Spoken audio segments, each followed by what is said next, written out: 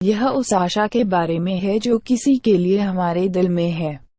हम सभी मनुष्यों की इच्छा है कि हमें एक स्वीकृति के साथ एक आत्मा साथी या जीवन साथी होना चाहिए।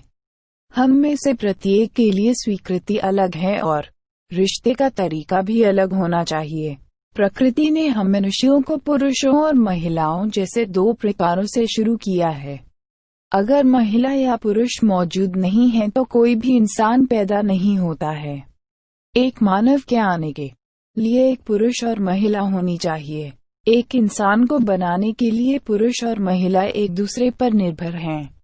भगवान ने हमें इंसान बनाने के लिए एक व्यक्ति को शक्ति नहीं दी है। इस निर्भरता का तर्क हमारी कल्पना से परे है। हमारे दैनिक जीवन में कई अलग अलग रूप, प्रभाव और रंग मौजूद हैं, लेकिन ये अंतर जीवन के बाहरी हिस्से में हैं। विभिन्न रूप हैं जो हम आज एक दूसरे से जुड़े हैं। इनका पोषण मनुष्य के बाहरी स्वभाव को किया जाता है। हमने इस बाहरी दुनिया को जीवन के सबसे महत्वपूर्ण हिस्से के रूप में लिया है।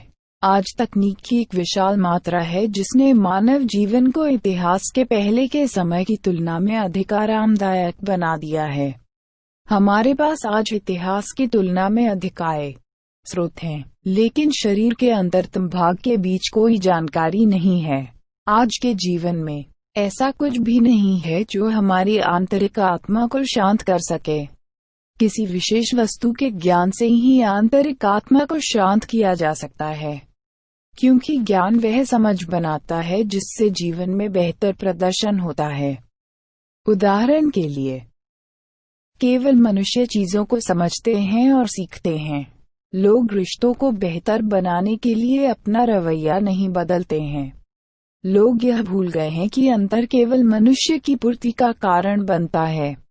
मान लीजिए कि हमारे पास हर दिन एक ही तरह का पकवान है, तो हम इससे निराश हो जाएंगे। इसी तरह अगर सारी चीज अच्छी है, तो अच्छी चीज का कोई अस्तित्व नहीं होगा। एक और कहावत है कि अगर हमारे पास कुछ भी अधिक है तो हमारे जीवन में कोई महत्व नहीं है। इसलिए कभी कभी हमें बुरे समय के दौर से भी गुजरना पड़ता है। इन घटनाओं की समझ हमारी कल्पना से परे है। जिस चीज को हम समझ सकते हैं वह यह है कि बुरा समय हमारे पास आता है कि वह हमें दुख पहुंचाने के बजाय हमें कोई चीज सिखाए। बुरे समय का उपयोग भविष्य में बुरे जीवन की रोकथाम के लिए किया जाता है। आज की तेज दुनिया में कई लोग उच्च गतिविधियों की स्थापना करते हैं और उन्हें सामाजिक जीवन से अलग करते हैं और अन्य मनुष्यों की तुलना में बहुत कम हैं। अब इस प्रकार के मनुष्य या तो जीवन के अधिक से अधिक परिवर्तन में शामिल हैं या बहुत सारा पैसा कमाने के लिए या प्रसिद्ध होने के लिए और जीवन में किसी भी प्रकार का दबाव नहीं होने के लिए। इन लोगों में से अधिकांश अलग रहते हैं या स्वतंत्र जीवन जीते हैं, लेकिन वे भूल जाते हैं कि प्रकृति द्वारा ही निर्भरता का निर्माण किया जाता है। निर्भरता की एक अच्छी व्याख्या पशु खाद्य श्रृंखला है। प्रत्येक जानवर एक दूसरे को खाकर भोजन के लिए दूसरे जानवरों पर निर्भर है। प्रतीक्षा करने, दुनिया की खोज करने या एक स्थान से दूसरे स्थान तक जाने या आकर्षण से दूसरे स्थान पर रहने के बाद वे अंत में बस जाते हैं और शादी कर लेते हैं। ऐसे लोगों की संख्या बहुत कम है जो जीवन में खुशियों और कामना की पूर्ति की आशा के बिना किसी व्यक्ति से शादी करते हैं। कुछ लोग इन शब्दों को कहते हैं लेकिन उनके जीवन की वास्तविकता अलग अलग बातें कहती है। अचेतन एक दूसरे से जीवन में वस्तु चाहते हैं। अगर वह व्यक्ति जो आपसे प्यार करता है आपको छूता है तो आप कैसा महसूस करते हैं? शरीर शिथिल हो जाता है। हम पृथ्वी पर स्वर्ग की तरह महसूस करते हैं। जितना अधिक व्यक्ति संवेदनशील, रोमांटिक और आदर्शवादी होता है, उतना ही अधिक व्यक्ति एकता के रूप में होता है।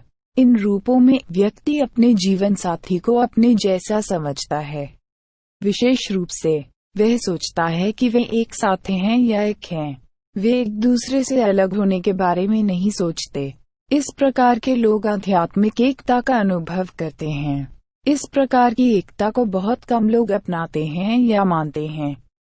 यदि इन्हें अपनाया जाता है तो लोग बाहरी खोजकर्ता के बारे में नहीं सोचते हैं, जैसे कि पैसा, प्रसिद्धि और उपस्थिति। लेकिन इन चरणों से गुजरते समय बहुत सारे बलिदान, दर्द और चोट लगती है। ज्यादातर रिश्तों में सेक्स की कमी हो सकती है, जिससे रिश्ता खराब हो सकता है। लेकिन अगर हम इस अशिष्टता का कारण समझते हैं, हम समझ सकते हैं कि दोनों व्यक्तियों के बीच समझ की कमी है। अब इन समझ में विश्वास, भय और पूर्ति जैसी चीजें हो सकती हैं। अब हमें विश्वास पर चर्चा करनी होगी। विश्वास रिश्ते में ईमानदार है। स्वतंत्रता देकर इन पर विजय प्राप्त की जा सकती है। उदाहरण के लिए, यदि आप अपनी पत्नी को यह कहकर खर्च करने के लिए पैसे देते हैं कि वह इस पैसे को अनावश्यक चीजों पर खर्च नहीं करेगी, अगर वह गलती करता है तो अब आप गुस्सा करेंगे। लेकिन गुस्सा होने के बजाय उसे बताएं कि ठीक है और इसे दोहराएं नहीं और विषय को बंद कर दें। लेकिन ऐसा करने के बजाय वे एक दूसरे से नाराज हो जाते हैं और रिश्ते को बर्बाद कर देते हैं। दूसरी बात विश्वास की है। ये एक दिन में नहीं मिल सकती है और इसमें 1 महीने से लेकर पूरे साल लग सकते हैं। उच्च विश्वास का निर्माण किसी विशेष समय के बाद अच्छे विश्वास तक पहुंच सकता है। हारने या निराश होने से डर लगेगा। यह भय असुरक्षा की ओर ले जाता है, जिसके कारण त्याग होता है।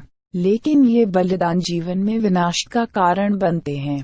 पूर्ति का अर्थ है साथ ही से स्वीकृति। शायद पैसा, सम्मान और बदलाव चाहते हैं। यहाँ परिवर्तनों का अर्थ है जीवन शैली या बोलने का तरीकन, जबकि अंत में 2 व्यक्तियों के बीच अवरोध पैदा करता है। लेकिन लोगों को लगता है कि इन चीजों से अच्छे रिश्ते बनेंगे, जो सच नहीं है। अगर हम एक दूसरे को बदलने के बजाय हमें एक दूसरे को स्वीकार करना चाहिए। अब इसके बारे में सोचें कि क्या विभिन्न प्रकार के पात्रों का संयोजन एक साथ आता है और शादी हो जाती है।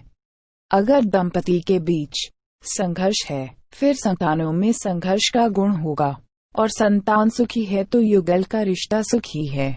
तो यह सोचा गया है कि अगर दंपति का रिश्ता अच्छा है तो संतान अच्छी होगी, और अगर दंपति का संबंध खराब है तो संतान खराब होगी। अवचेतन रूप से आप प्रकृति के नियम को तोड़ रहे हैं। हम कह सकते हैं कि एक दूसरे के बीच का संबंध पूरी पीढ़ी का अंतिम कारण है। इसलिए अच्छी संतान होने के लिए आपके पास एक अच्छी तरह से संतुलित संबंध होना चाहिए। और अगर आपके पास कोई मुद्दा है तो नीचे टिप्पणी करें। आपका धन्यवाद और आपका जीवन मंगलमय हो।